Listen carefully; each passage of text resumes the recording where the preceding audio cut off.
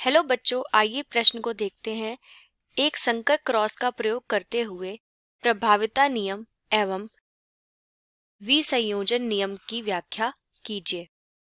आइए इस प्रश्न की मुख्य अवधारणा देखते हैं।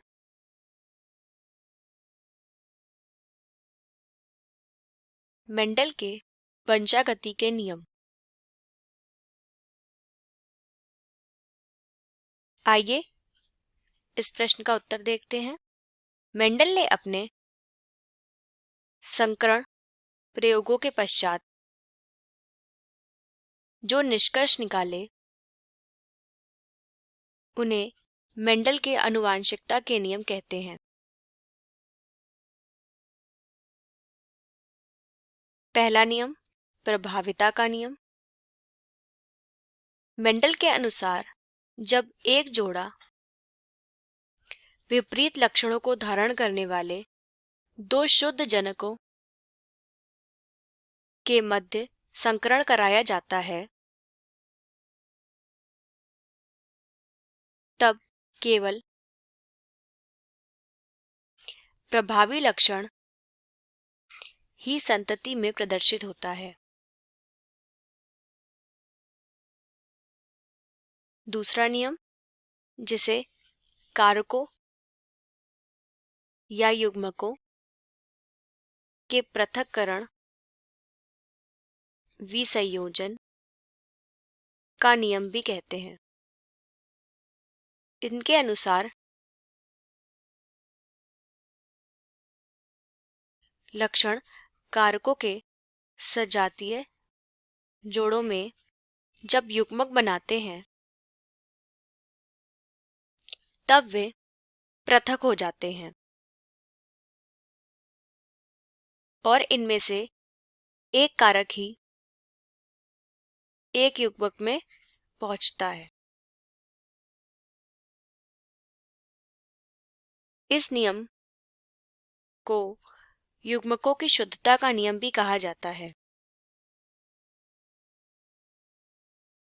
क्योंकि विजातीय अवस्था में रहने के बाद भी F2 पीढ़ी में इनका मिश्रण नहीं होता। आइए इसे एक चित्र के माध्यम से समझ लेते हैं।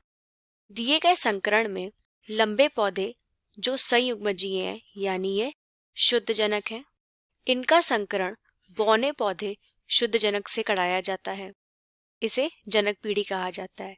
इनके युग्मक बनने के समय ये दोनों आपस में पृथक हो जाएंगे तथा अलग अलग युग्मक बना लेंगे, यानी एक कारक एक ही युग्मक में जाएगा। इनका संकरण होने पर F1 पीढ़ी में संकर संतानें उत्पन्न जो सभी दिखने में तो लंबी होंगी, यानी लंबे पौधे होंगे, लेकिन विषम युग्मजी होंगे। क्यों? क्योंकि इनका जीन रूप में ये लंबे तथा बौने दोनों के जीन इनमें उपस्थित है। इसी प्रकार यदि इनका हम F2 पीढ़ी में स्वतः संकरण कराते हैं तब हम देखते हैं कि F2 पीढ़ी में ये फिर से अपने युग्मकों में विभेदित हो जाते हैं, यानी ये पृथक हो जाते हैं। इनके युग्मक पृथक हो जाते हैं, साथ साथ रहते हैं F1 पीढ़ी में, तब भी क्या कहते हैं, नर युग्मक तथा मादा युग्मक इनके कारक पृथक पृथक हो जाते हैं तथा F2 पीढ़ी में हमें मिलता है जीन रूप से शुद्ध लंबा पौधा, संकर लंबे पौधे तथा शुद्ध बौना पौधा। ये हमें मिलते हैं 1:2:1 में, 1:2:1 में तथा दृश्य रूप में, यानी दिखने में 3 लंबे तथा 1 बौना। इस प्रकार मेंडल ने अपने इस प्रयोग द्वारा प्रदर्शित किया कि प्रभावी लक्षण ही प्रदर्शित होता है F1 पीढ़ी में तथा युग्मक बनाते समय कारक जो होते हैं वो पृथक हो जाते हैं। युग्मक बनाते समय कारक पृथक हो जाते हैं। आशा करते हैं आपको यह प्रश्न समझ आया होगा। धन्यवाद।